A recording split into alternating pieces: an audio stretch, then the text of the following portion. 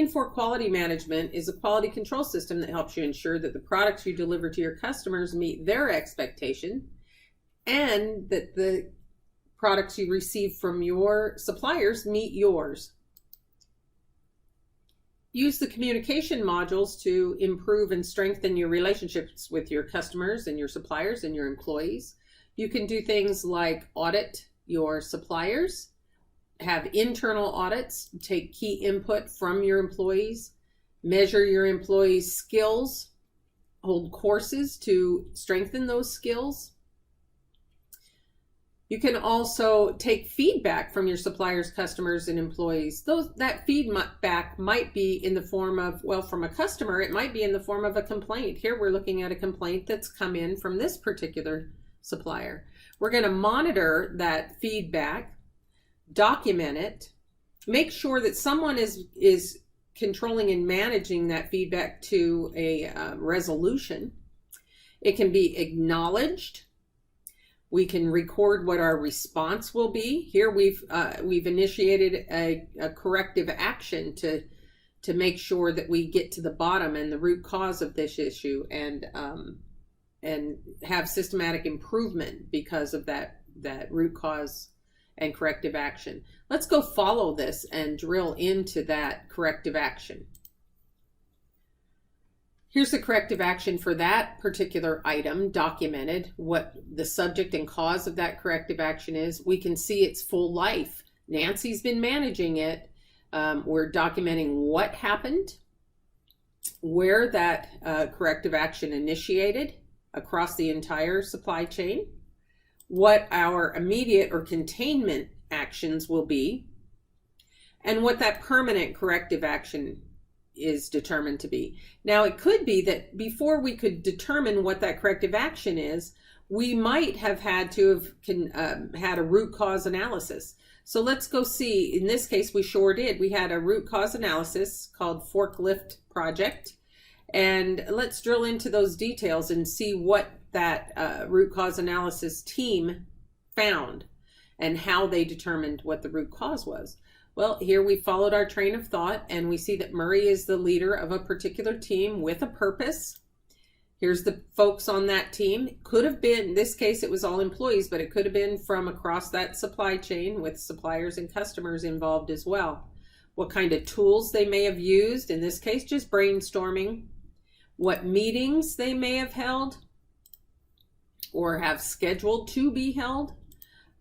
What the minutes of those meetings were, who attended, who didn't attend, what action items came out of that meeting, and the status of those action items. Well, in this case, because it was a forklift problem, we're going to review the training procedures for those forklift drivers. We're going to schedule new training. We're going to conduct that training, and we're going to recertify those operators. So we'll track each of those action items to see their status as well. Back to our corrective action. The last step in that corrective action is to set a follow-up, to review and make sure that that permanent corrective action was effective. If it's not effective, I can reissue to a new root cause analysis, to a new corrective action to begin that investigation again. Use the documentation modules to record the details of your products and your processes and your documents and the changes made to those. You can track those changes made to those.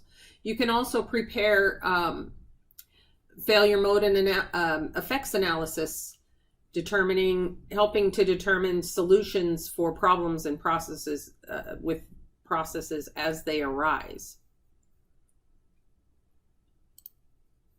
Here we'll look at an FMEA and some of the details there. What suppliers or plants might be affected by this type of failure, what parts might be affected, what requirements or potential failures there may be, and the effects of those, and the causes of those, and the action items that will be taken, the results of those actions, and more.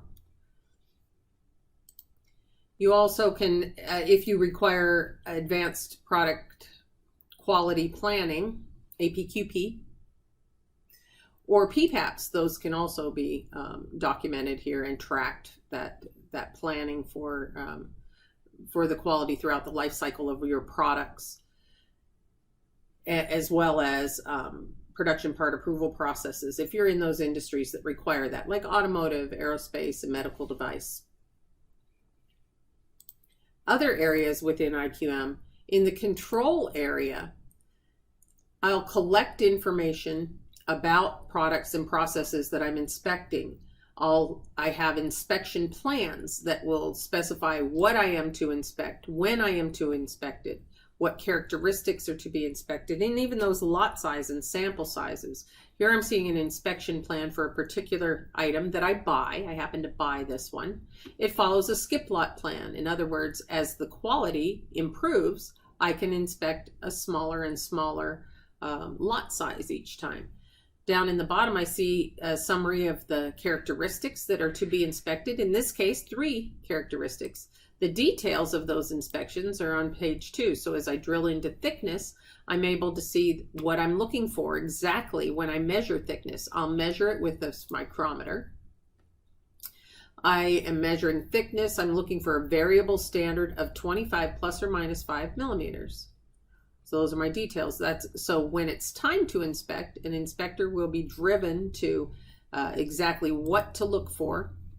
In this case, thickness, roughness, and appearance. So let's follow this particular item as it gets inspected at receiving inspection.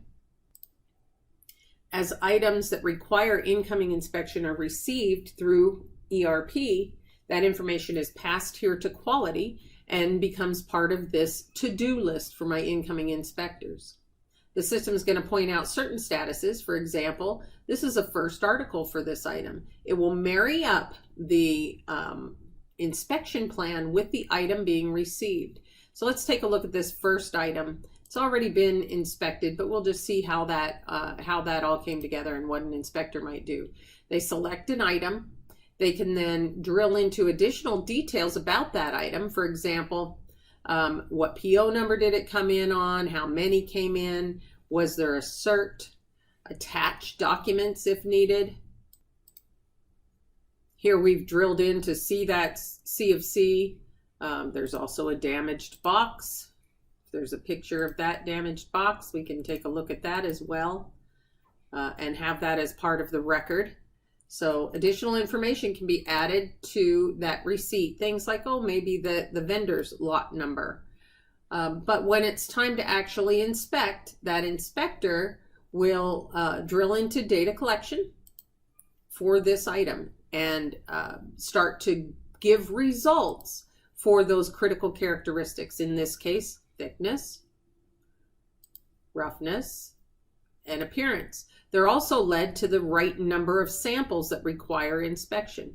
So an inspector will go to each of those characteristics, pick up the device that they've been asked to use for measurement, measure that, and put their findings here. Now, findings can also be taken directly from gauges and such if you have that type of equipment.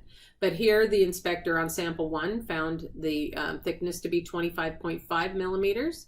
On the second sample, 18 millimeters. Well, that 18 millimeters is less than the standard. So the system automatically throws this red nonconformance warning, alerting the inspector that there's a problem. The inspector can go on and inspect the other characteristics. Look, they found that on the third characteristic, which was appearance, that no, it did not pass the appearance specifications. So that's a failure or a nonconformance. As the inspector comes out of this screen, they get an additional warning that, hey, there was a failure. The system is going to automatically fail the entire lot, marking it as failed, and give the inspector the opportunity to create a nonconformance based on this inspection. That's exactly what this inspector did, and this nonconformance was created by pushing a button similar to this one that said, create nonconformance. So here's the nonconformance. This is what a nonconformance looks like. This one happens to have started from a data collection item, but I could start a nonconformance or a corrective action from scratch. Here's a description of this nonconformance, additional information, Later, I may come in and fill in subject and cause of this as I go on with further investigation. I might ask a second set of eyes to verify what I've found, bringing me to a disposition. What are we going to do about it? In this case, we decided to turn those back, and here's why and what we're doing with that. The system will capture those characteristics that it knows failed. So I've got that information for SPC purposes, for analysis purposes later. I can move this to a corrective action, and that's what happened here. Let's drill into this corrective action. Take a closer look at those details of that particular corrective action. Details, there we go. And now we're looking closer at this corrective action. We've already looked at corrective actions before, but here you see how I'm able to follow the thread of exactly what happened with this inspection as it failed, moved to nonconformance, and on to corrective action, including that root cause analysis and the types of studies that I did to determine what that permanent corrective action would be. Let's go see if this corrective action was effective. Well, no, it was not effective. So it was reissued to a new corrective action. So I'm able to follow that full history of and have the whole story of what happened with this particular inspection.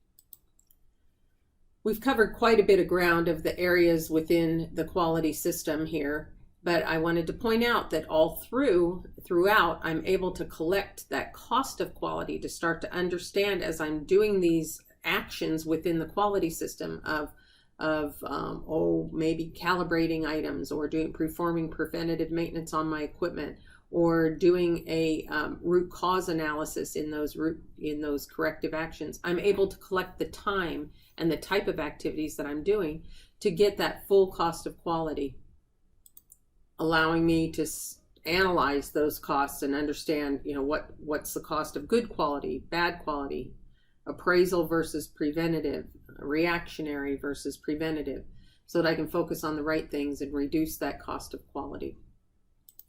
There's also built-in SPC analysis and studies that you can use. Infor Quality Management is a complete quality control system that helps you ensure that the products you deliver to your customers meet their expectations and the products you receive from your suppliers meet yours.